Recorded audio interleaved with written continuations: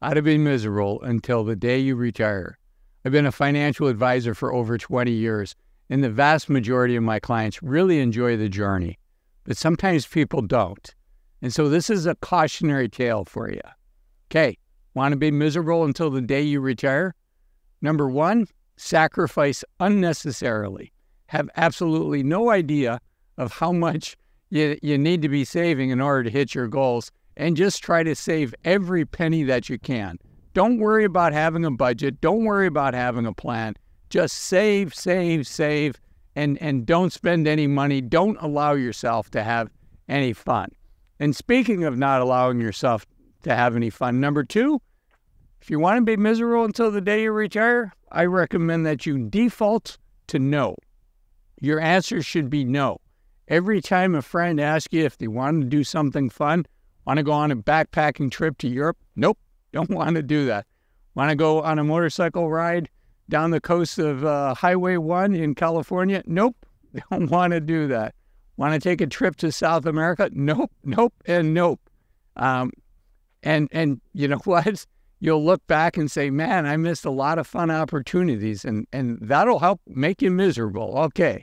Number three, don't worry about fixing the things about yourself that you don't like or that you would like to improve. Don't worry about it. Don't even try.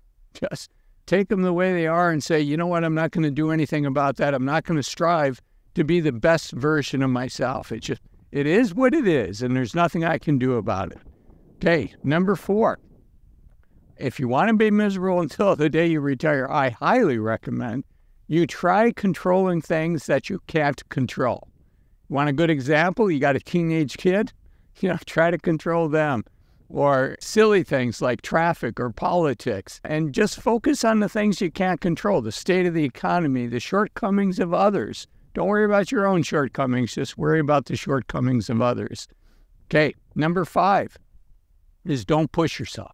Don't try to become the best version of yourself. Don't see if you can change. Don't see what would happen if you woke up at 5 a.m.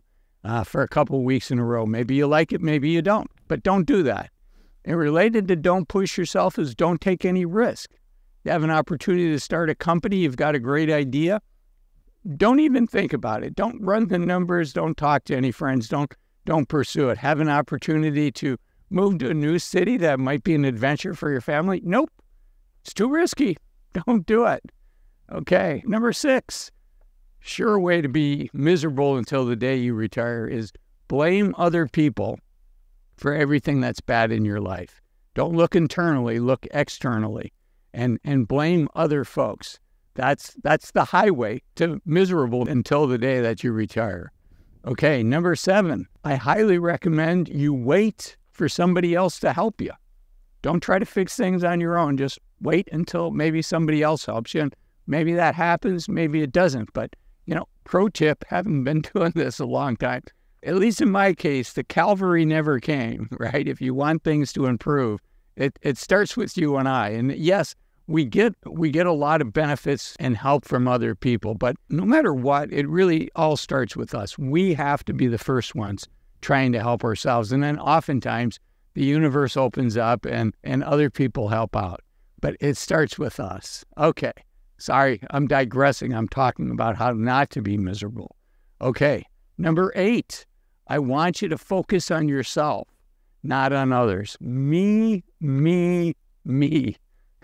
I wish miserable started with M-E, because miserableness in my book starts with me, right? If I'm inwardly focused, if I'm always optimizing just on me, you know what? It's going to be a tough ride. And I've had phases in my life where I've been selfish, and that's how I've learned these lessons. So just be inwardly focused, and most importantly, if you go out to lunch, if you're at a social setting, don't ask other people about themselves. Just focus on yourself and brag about yourself and all the great things that you've accomplished. That's a quick way to become miserable. Okay, number nine, worry about what other people think of you.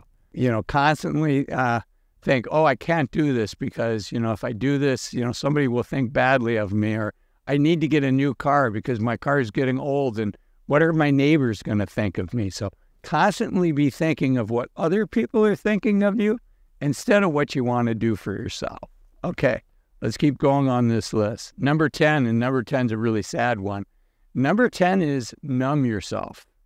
Numb yourself to the pain. Numb yourself to the disappointments of maybe knowing you should be trying to do differently or better, but just numb yourself from it. Don't try to fix it. Numb yourself with alcohol, with drugs, or, whatever else. Oftentimes distractions. Sometimes people numb themselves with work. So want to be miserable until the day you retire? Just keep numbing yourself. Let's bring this around to the type of videos that I do, which are not negative videos.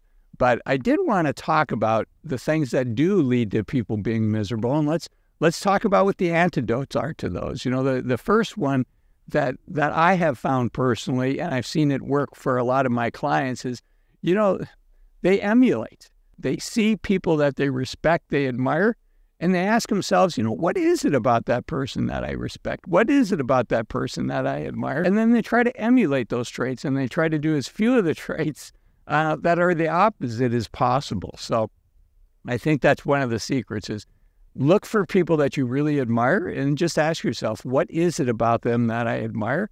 And is there a trait? Is there 2 or 3 traits that you can copy from them? And then another secret is, to the extent you can, get some mentorship.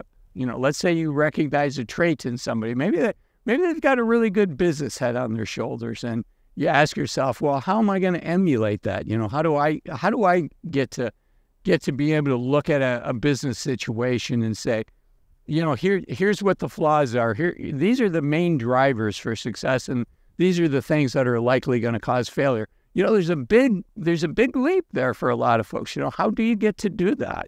And find somebody that's good at it and just ask them that question. How did you get good at that? What was it? And, sometimes it's experience, and, we can't replicate somebody else's life, obviously, but sometimes there's some learnings in there, or there's some groups that they belong to, or books that they read, or podcasts, or who knows, maybe even YouTube videos. So look at what the things are that you admire in that person. So that's the first one.